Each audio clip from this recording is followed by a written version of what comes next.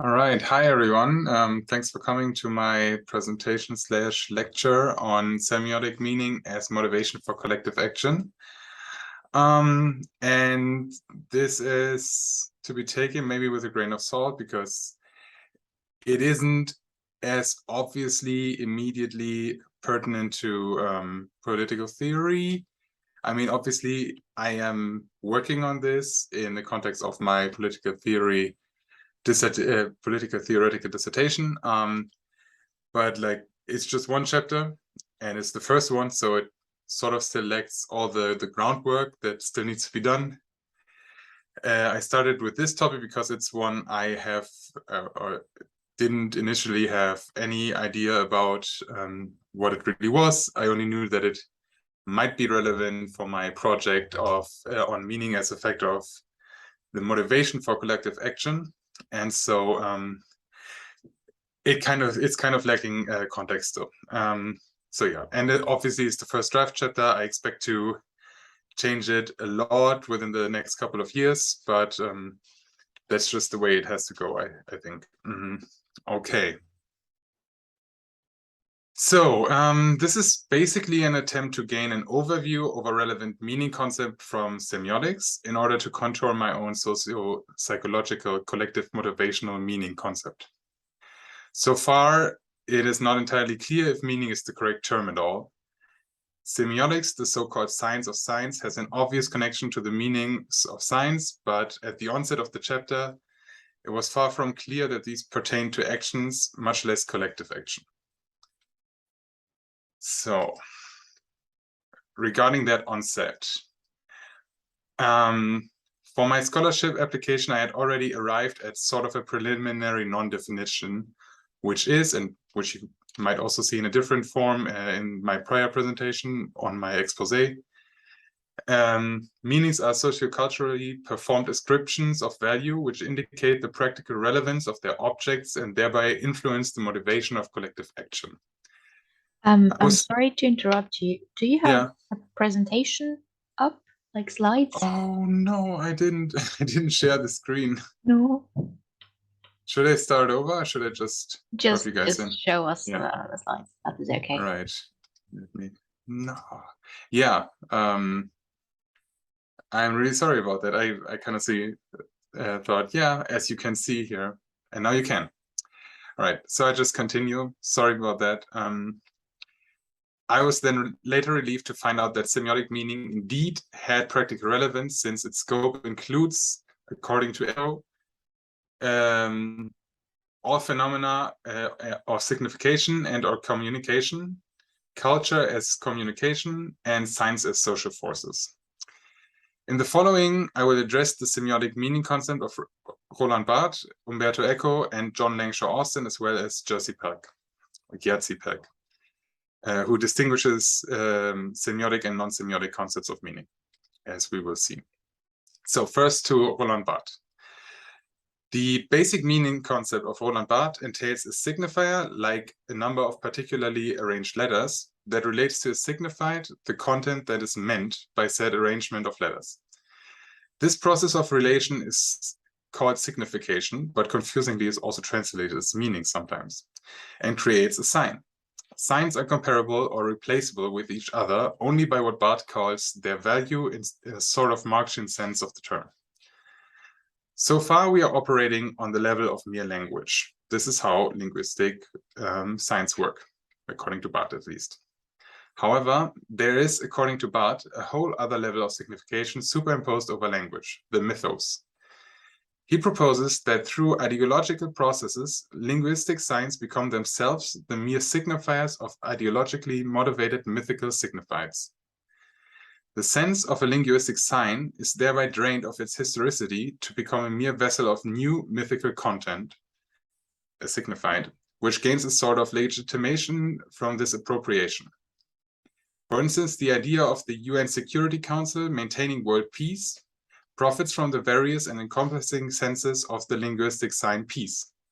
Its limited motivation towards international peace in particular, as well as its historicity as a result of nationalism and the power of the permanent unity members, are somewhat obfuscated thusly. It might well seem entirely natural and unquestionable that an institution should be tasked with guarding world peace benevolently. Lastly, it is to be stressed that the ideological influences on mythical sign-making are quite vague and fickle, according to Barth, and thus the meaning they produce is as well. So this is just a very, very, very general oversight, and I know it's really rushed, which kind of has to be that way, so we can still have some time to discuss, and I can even get through my presentation. But yeah, this is the basic structure of Barth's arguments on signification, on sign making, that I came up with. Now for Umberto Eco, who is another very important semioticist. Eco's conception of meaning similarly starts out with the relation between signifiers and signifieds, yet with two caveats, or conception of signification rather. First, both, so signifiers and signifieds, are chosen from the respective levels of expressions and contents via culturally conveyed codes, which are in turn chosen from among all possible codes according to the respective context of application. In the context of someone making a peace finger sign, I will thus know, for instance, to apply a code that may allow me to decipher it as a gesture of goodwill and relaxation. This process is, however, said to be quite fickle. Secondly, Eco calls signifieds meaning, which he understands as cultural unage, which is pretty different from Barth and will be addressed later. So far, we're dealing with denotative signification, meaning that there is just one level of relation between signifiers and meanings. So meaning as a word is just used for different concepts, to be clear about that, between Barth and Eco and many other theorists. So, sorry? However, as with Barth, there follows an additional level of signification with connotation in this case. Here, signs can serve as the signifiers for other meanings, which can in turn again become signifiers for yet new meanings, and so on. Connotations can thus use other connotations as signs, but theoretically, there should always be denotations at their foundations, though this has later been questioned by post-structuralism. The codes applied for the relations here are called subcodes, since they rely on the work of denotative codes, and like codes, they are also chosen via the respective context. So in denotation, it's codes, and in connotation, it's subcodes. A couple of elements in Eco's theory carry significant implications for the matters of action and collective action. For him, ideology starts out with a description of facts, which it then justifies through overcoding, consistently equating certain signs with specific connotations. An example might be the equation of welfare with a lack of personal responsibility. Eco furthermore stresses that cultural units, i.e. meanings like freedom or transubstantiation, have motivated some people to even give their lives in their names. Lastly, he expounds that since our thoughts are only intelligible by relating linguistic expressions to them via codes, it needs to be suspected that speakers are spoken by the code more than they speak their messages. This obviously poses a problem to the whole notion of subjectivity behind action, collective or otherwise, that I haven't managed to address yet, and might not be able to within the whole project. It remains to be seen. Now, as for Jesse Peck, summarized all too quickly in service of our time here, he distinguishes semiotic and non-semiotic concepts of meaning according to the usage of the words meaning, sense, and to mean. This is his method of finding this out. Syntactic, among the semiotic concepts of meaning, syntactic meanings concern the meaning of words. Concern syntax, obviously. Pragmatic meanings concern practical effects of sign usage, also called perlocutionary by Pelk, which is relevant with regard to my upcoming reading of Austin. And semantic meanings concern the meaning of words. There it is. This just really quickly. Now for the non-semiotic concepts of meaning. Among these, finitistic meanings concern the ends of processes, intentions and teleologies being deliberately aimed at them, while results and functions are less so. But on the other hand, teleologies and results are more limited to the ends than intentions and functions, which can be oriented towards the processes themselves, or at least more oriented towards those. Dissuasions can be posed against any phonetistic meaning and thus aren't confined in any of these senses. Explanatory non-semiotic meaning concepts concern causation, with the self-explanatory category of causes being distinguished from motivations and genealogies. Difficult word. Motivations are described as a psychological tension connected to phonetistic meaning concepts, while genealogies are evolutionarily prior states of affairs as opposed to mere causes. Now onto the axiological non-semiotic meaning concepts. Pretty mouthful. These concern value judgment, with the again self-explanatory category of evaluations being distinguished from relevances and essences. Relevances are the importance something might gain from its ascribed value, while essences describe principal, core values and importances. In sorting out what these categories could tell me about meaning as motivation for collective action, I soon discovered that results, functions, dissuasions, causes, and genealogies only gained relevance here via motivations or via intentions and teleologies that are necessarily based on motivations. This kind of just happens because I have the topic of motivation for collective action. So everything is geared towards motivation. And it helps me filter out all these different terms. But then again, axiological meaning concepts are elemental to the motivation of collective action, if not to the motivation of any action, since values, relevances, and essences can cause motivations in the first place. I'm not sure if they always do, but at least they can, are thus sort of causally prior to motivations, usually. At least this perspective could be assumed here. Now on for the fourth author I read in preparing this chapter and this presentation, John Langshaw Austin. While my explorations of his speech act theory was less worthwhile for my project than Barth's Echo and Pelk, he nevertheless allows to conceptually sort out how semiotic meaning pertains to action.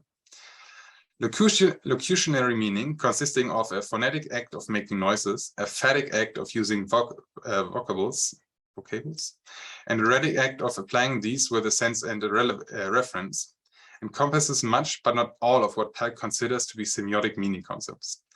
It is limited to the syntactic and semantic subcategories, talking about locutionary meaning here. But it doesn't include the evocation of practical perlocutionary effects of speech actions. Illocutionary forces, then, are non-semiotic, at least in Pelk's sense, like Pelk, who I addressed on the slide before this. They are actions which are accomplished through the uttering of a locution, such as a sentence, instead of being that utterance itself. For instance, making a promise may be accomplished through the uttering of a corresponding sentence, but that sentence isn't identical with the promise made.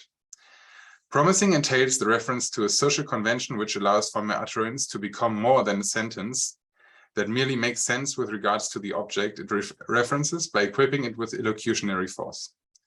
As could be inferred from my discussion of Pelk here as well, locutionary meaning, illocutionary forces, and perlocutionary effects can thus be seen as part of the same continuum with regards to collective action and its motivation. Austin distinguishes 5 types of illocutionary forces. Verdictives report on facts or values, like the verdict of a judge may do.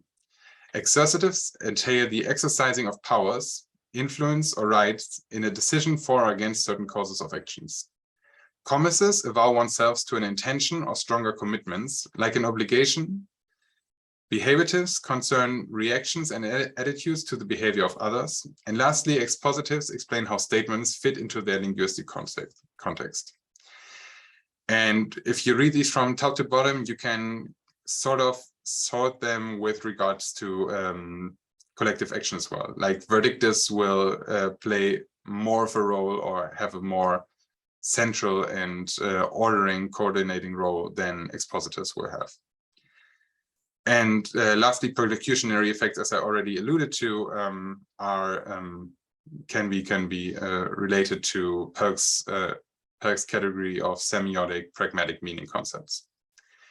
So these are my readings of these 4 authors that could be seen in the context of semiotics. And I have been able to draw some worthwhile conclusions from these, which was a relief because I put a lot of work into this. Meaning can occur. Okay, so first of all, meaning can only occur as part of signification, of sign making. Both Barthes and to a lesser extent Eco even suggested that signs always serve societal functions, adding a connection to the phonetistic concepts in Perk's theory as well.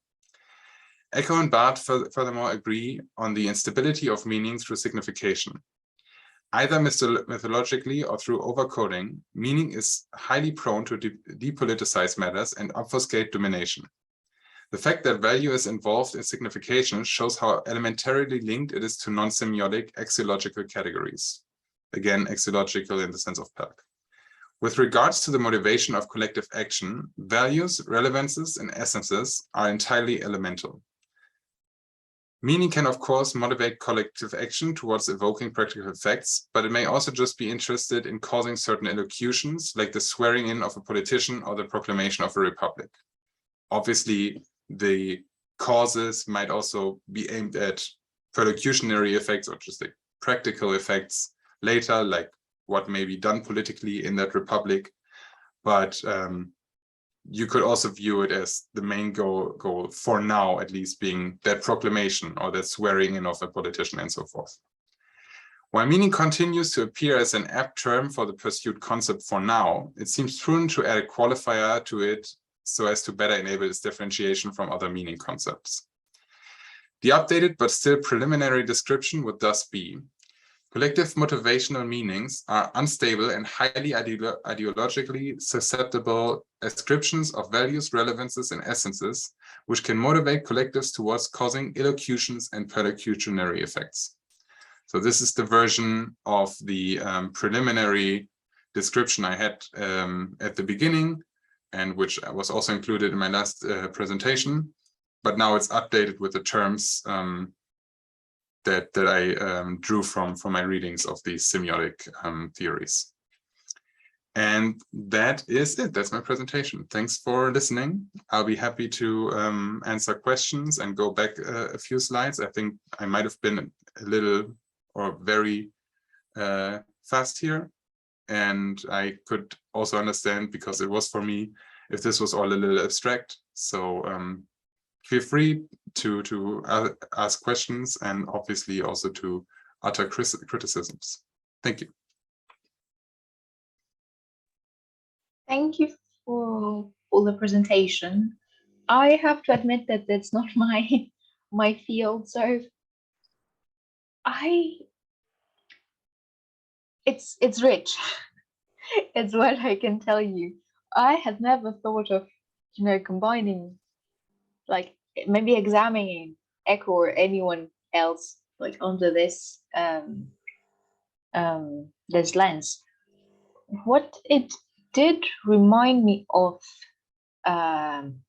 vaguely is I don't know the terminology, but it's the study of paintings for meaning notebooks. Like I don't know how that is connected, or if it's a totally unnecessary and unrelated comment.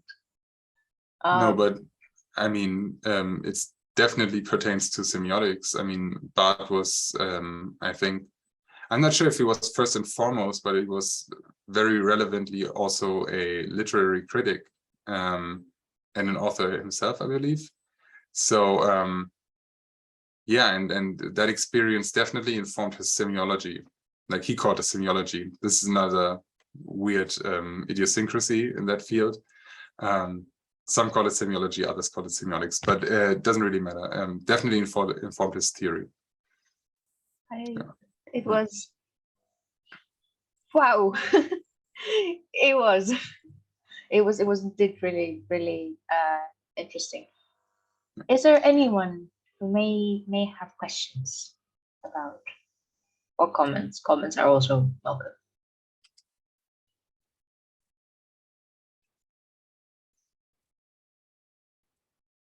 Don't be shy.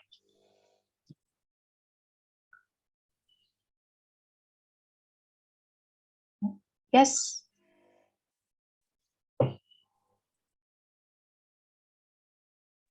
You're still muted. Oh, sorry, I'm clumsy.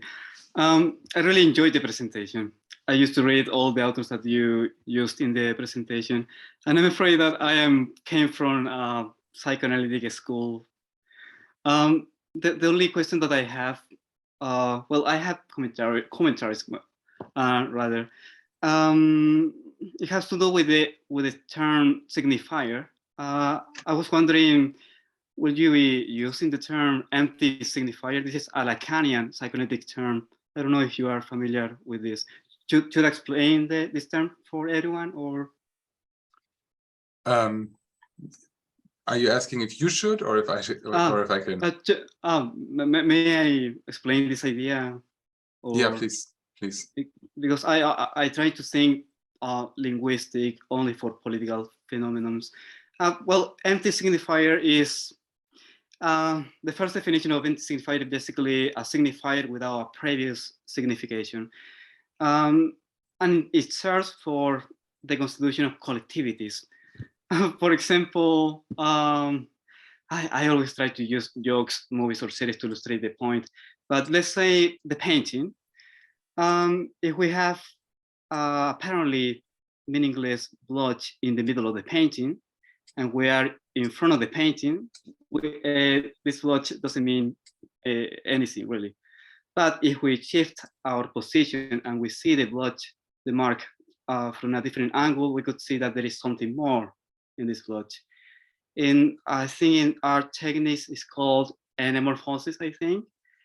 In the realm of politics, let's consider the Donald Trump's campaign phrase, make America great again. I'm not supporting of Donald Trump, by the way. Before Donald Trump campaign, the statement make America great again doesn't mean anything than try to represent nationalistic, patriotic values. Nothing more than that. But after Donald Trump campaign, the phrase has a different meaning. Not only represents nationalistic values, but also represent different communities: conservatives, white supremacists, gun shooters, and all the people who hate the new Disney movies. That is the idea behind the empty signifier.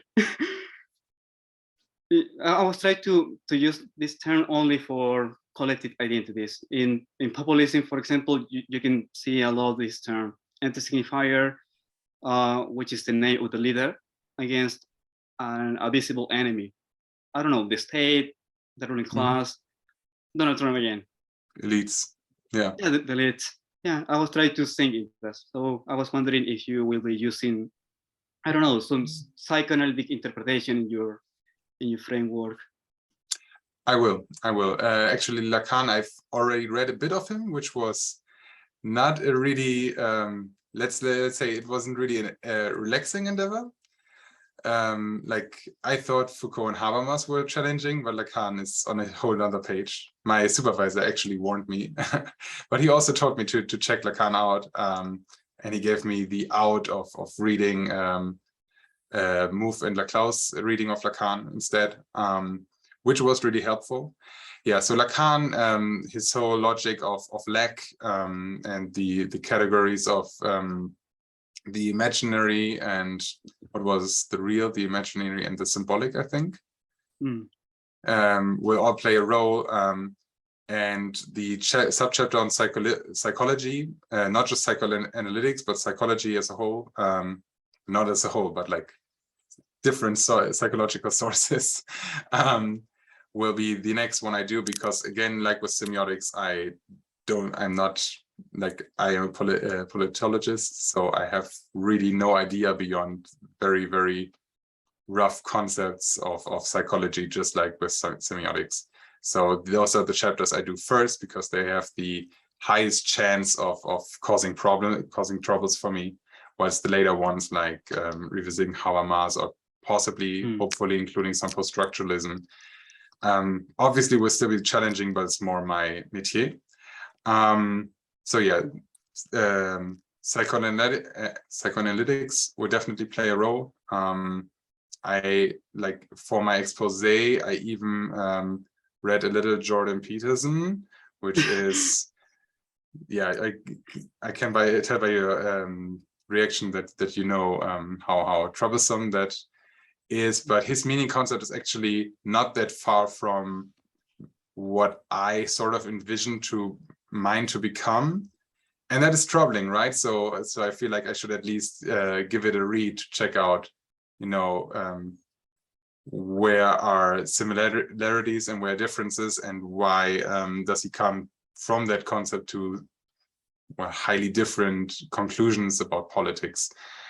So yeah, but yeah, that's the gist of it. Lacan and psychoanalytics and psychology will play a big role, and that connection with semiotics, with linguistic meaning, that will be a core element of the work.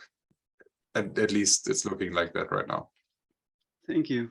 My second question, and with this I finish. Is there a place for the concept antagonism in your framework? I mean, it has to also with the constitution of collectivities, how we can unify a community.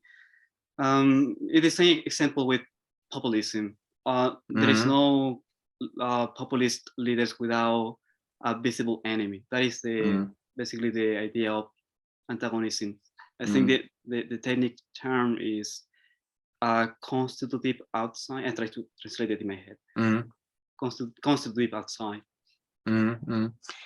I think it should, but it probably won't to a significant degree, because like I'm already being warned about the scope, about the extent I'm having to make. Like when I gave my chapter to a colloquium here in Bremen, I had so many suggestions of other semioticians and other linguists, but then also other political theorists. And I was already told that I wouldn't even be able to include Foucault, which like, I would really like to do that. Now I was also again suggested Derrida, which I also already was told that's too much, you know. And then there's things that have definite priority towards that, like the concept of identity, you know. And as for identity, as far as I know, there's heaps of literature that I have to go through to do it, like at least a smidgen of justice. So yeah, antagonism, I think, is a very, very, very core concept for collectivity, and like populism, which is, you know, a very relevant phenomenon of our political landscape today, shows us that, I believe.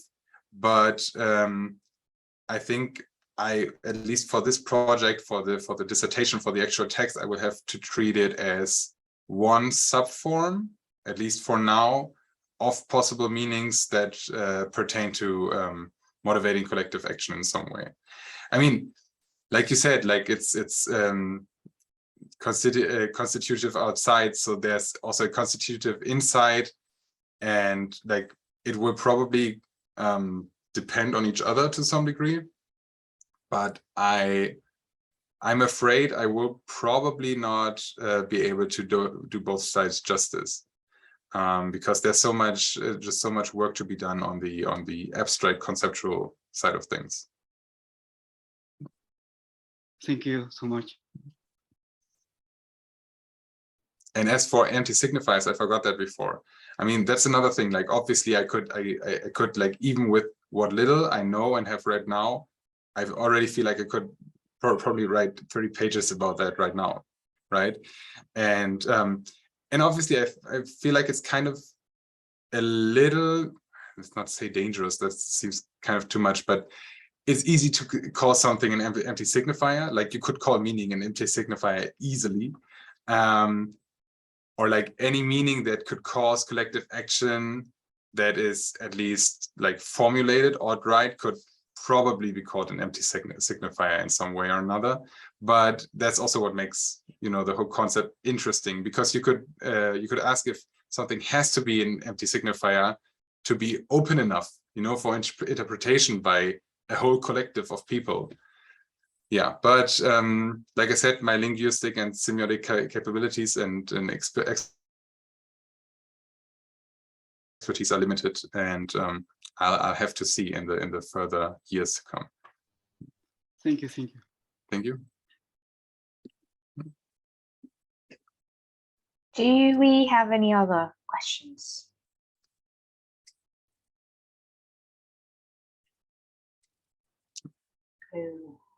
Maybe someone does, but they need some more time to feel brave. So you kind of started answering this question, I think, while you were explaining the previous one. Where exactly would you position this presentation and this concept in terms of your overall research for your dissertation? And would you mind explaining the overall topic of your dissertation a little bit further? All right. Yes, I was already thinking about just doing that to give people time as well. So my project is called, like I said it very, very, very quickly at the beginning, is called Meaning as a Factor for the Motivation of Collective Action. So there's loads of theories on collective actions, whether they are called that or not. And there's loads of factors that we might name, you know, like self-interest, hunger, and so forth. There's a couple of such concepts that are pertaining to meaning, or are partly meaning, or you know, are part of meaning, but I want to address it as meaning, you know, as this concept. So in this sense, it would be, let's be careful here, sort of immaterial, not the right word, but like it is not self-interested in the traditional sense of achieving some sort of material good, at least not in the first place. You know, there might be some levels that it goes through where you could argue that it goes back to material interests, but I am, at least for now, looking at it as a phenomenon that doesn't immediately pertain to material interests. So it's that side of collective interest. It doesn't negate that other factors for collective action. It doesn't negate the other ones, obviously. It more likely probably is involved with them, but this is the side that I'm looking at with this project right now. And in that process, obviously, I have to figure out what that meaning is supposed to be. If you're just looking at it in a semantic sense, it would be hard to draw a significant and like stable link between like the semantic meaning of a word like even peace, you know, which is kind of could be argued to be inherently political, to collective action. Like you wouldn't be able to really say anything from there. So I have to build it up. And one of the areas that I'm looking at is semiotics, which is concerned, amongst other things, with semantic meaning. But as we have seen with Barth and Eco, it goes beyond that to a significant degree. It is concerned with ideology a lot of the times. It is concerned with the ideological determination of societal goings on, to the extent that even, like Eco said, speakers may be spoken by the code more than they are, you know, autonomous actors who choose themselves what they say.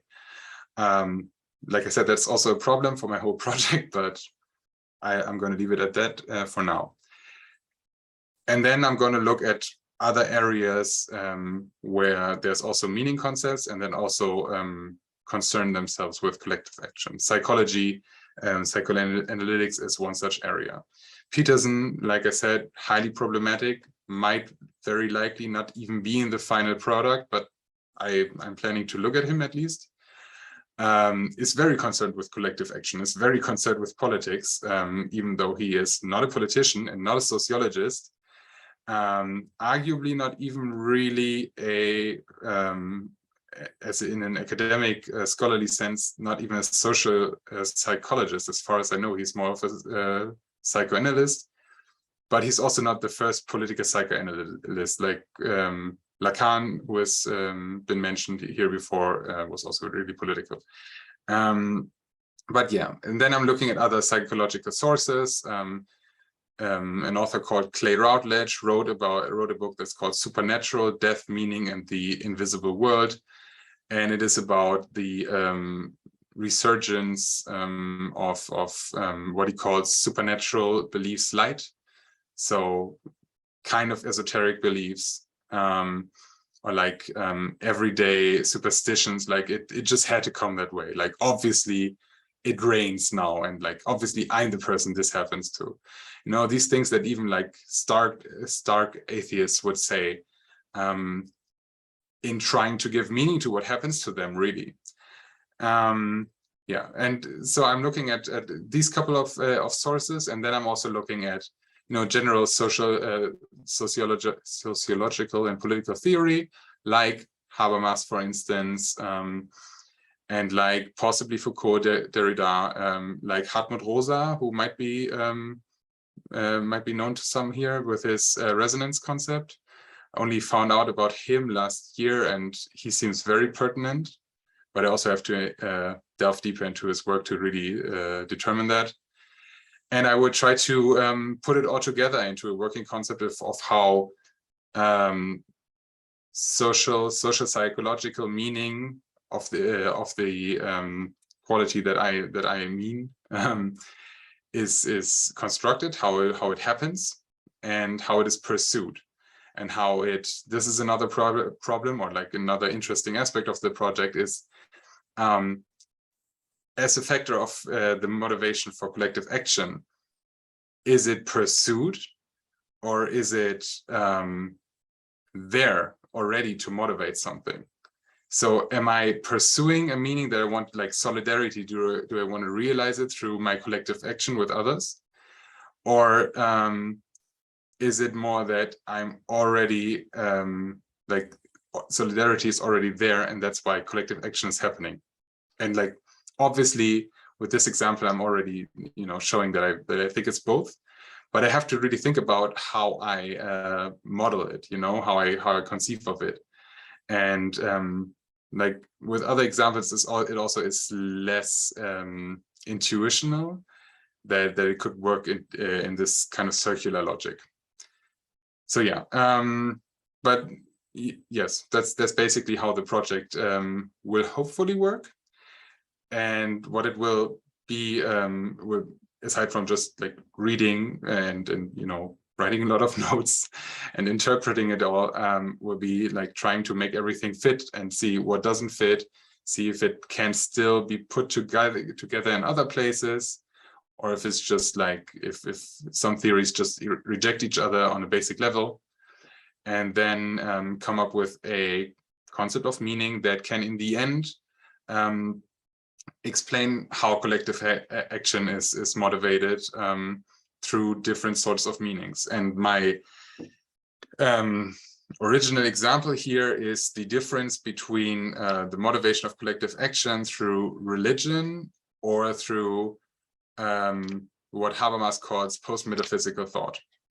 Because Habermas says we are, to a certain extent, at least to a big extent, in a post-metaphysical, so if you will, post-religious age, where religious metaphysical reason is starting, or is losing more and more ground, is losing more and more salience, especially in discussions of collective action, right? So there's this thing called the Böckenförde dilemma. Won't explain the author right now, but the problem is basically that through secularization, societies are losing the basic commonality among its peoples that they really need to ground their coordination of those societies, to ground their collective action on. And now Habermas also says that religious motivations here, religious reasons, and so far they are still present, are really better at fostering collective action than other post-metaphysical reasonings are. So I want to explore why that is, and I want to use my concept of collective social psychological meaning to do that. That's the idea so far.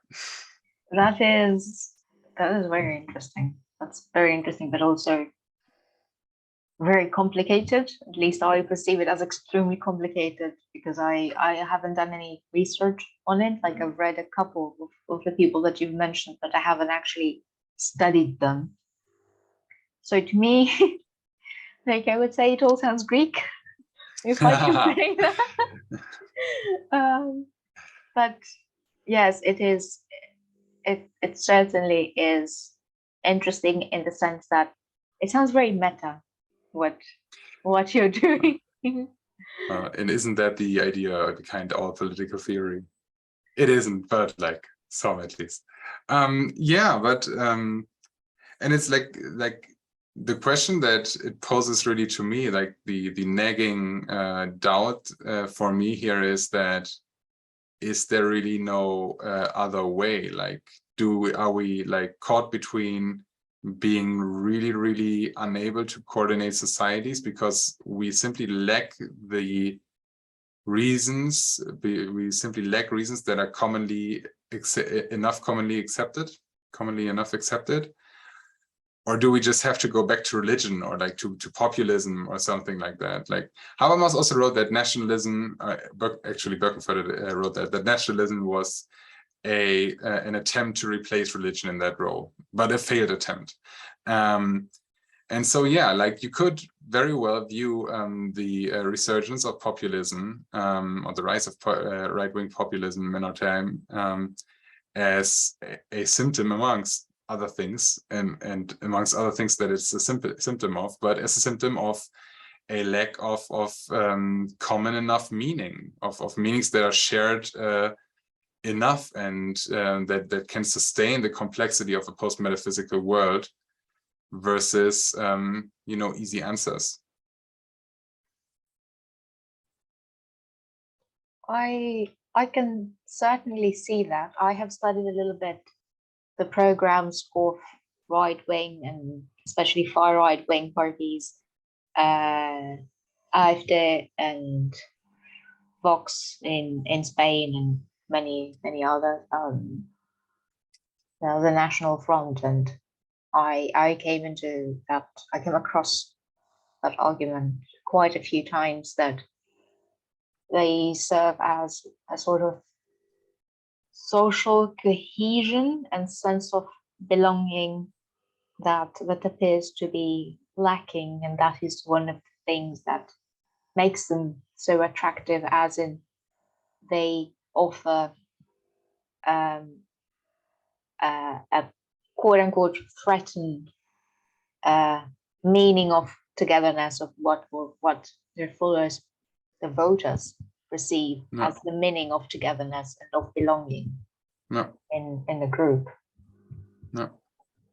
Righty. And obviously, like theoreticians, like radical democracy, I think Lefort is a radical democratic. Like his whole idea is that something like that is antithetical to democracy, right?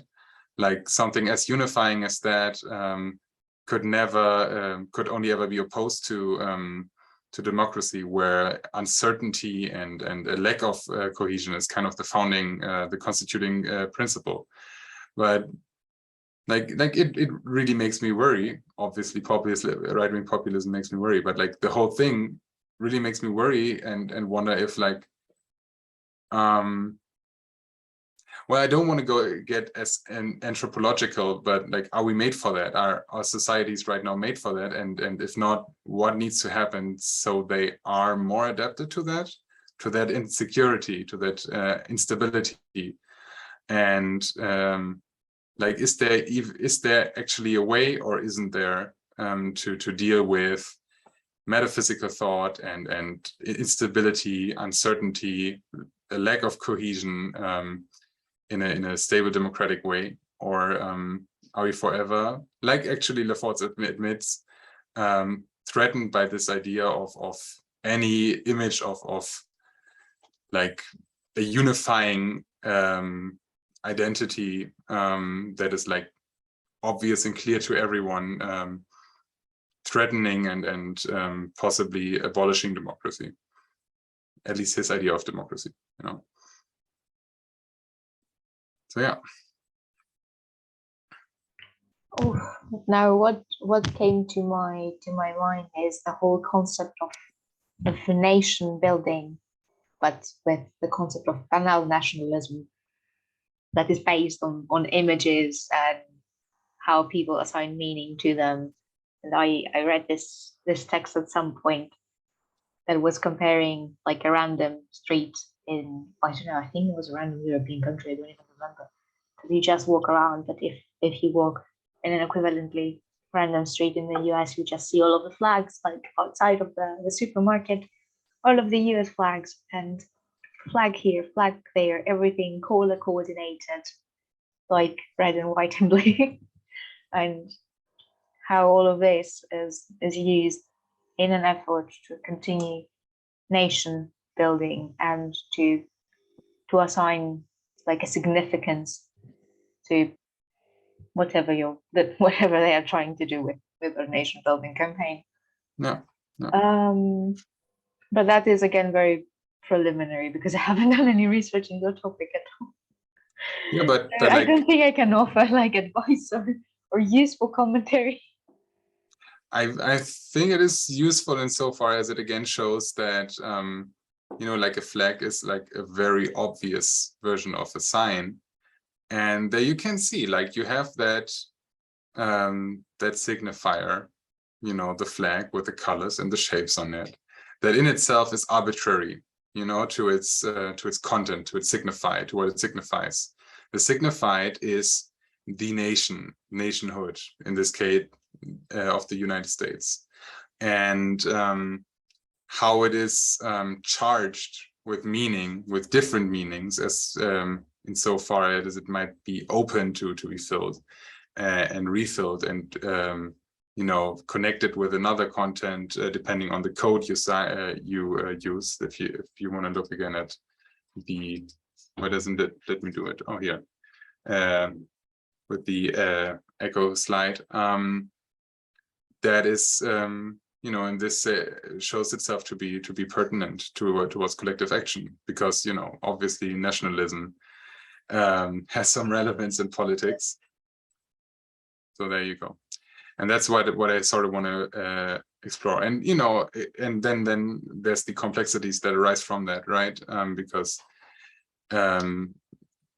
United States nationalism is in a lot of ways, but is also not in some ways linked to religious belief, but could also be viewed as is also sometimes linked to post-metaphysical thought, and in how far you need like that's part of my core question, and how, right, and how far do you need metaphysical belief? So yeah. It's everywhere, really. I find it everywhere since I've been working on this project. You're living in your project. That's yeah. I hope that's good for you. We'll see. Do we have any other questions regarding the presentation or the topic in general? That is also a rather interesting discussion. Okay, I don't see anything or anyone. So, oh, yes, thank you. Go ahead. This is my last question. It has to do with the term motivational. It seems that implies a set of emotions, right? Not only linguistic meanings, but also a set of emotions, affections. For example, in the case of denouncing the idea of speech act, I don't know how I can explain it, but consider, for example, when we are in a party and the party pooper screams, the police is coming, something like that. I assume that everyone will stop dancing and someone will turn off the music. The statement generates some sort of commotions in the environment. That commotions implies emotions, a situation in which we have to do something. Not only we are thinking or we are reasoning, we are trying to resolve the problem, how we can escape from the police and so on. So I was wondering, the motivational concept in your framework has to do with not only with linguistic, but also with emotions. Yes, definitely has to do with emotions on a lot of bases. In the first place, well, at least for now, I've looked at Maslow, and his pyramid. I always think of it as a pyramid. His order of different motivational sources.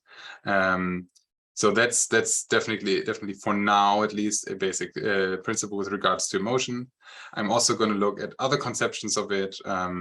Just at least look at a handbook and go hopefully a bit beyond that to cover my basis with regards to the to the idea of emotions, motivations. For Jendrik Pelk, the third author here, his idea of motivations within the category of explanatory non-semiotic meaning concepts is a psychic tension that is linked to intentions and teleologies. So obviously, motivations have something to do with intentions.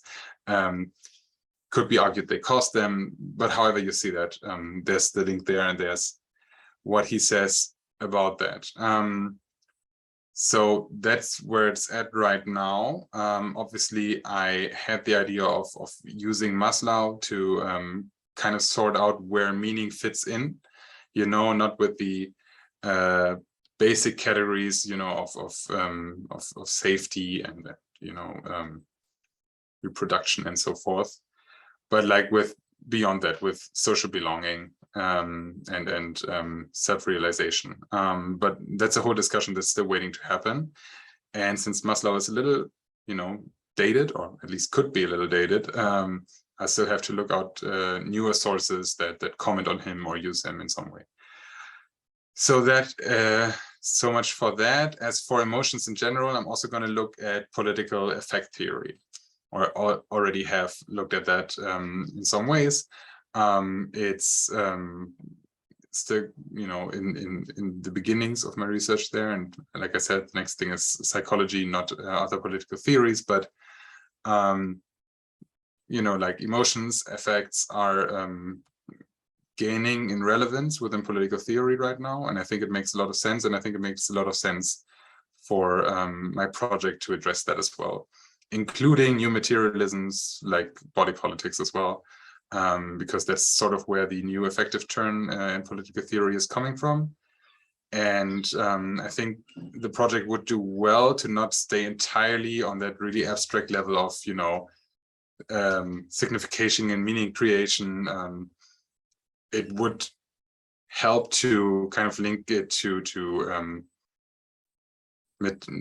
a material basis. I'm not sure if I want to call it a basis, but link it to a material level, and that might possibly happen through affect theory. Thank you. You're welcome. Okay, final check for questions. I'll take that as no. Jendrik, thank you so much for the presentation and for all the information on the concepts.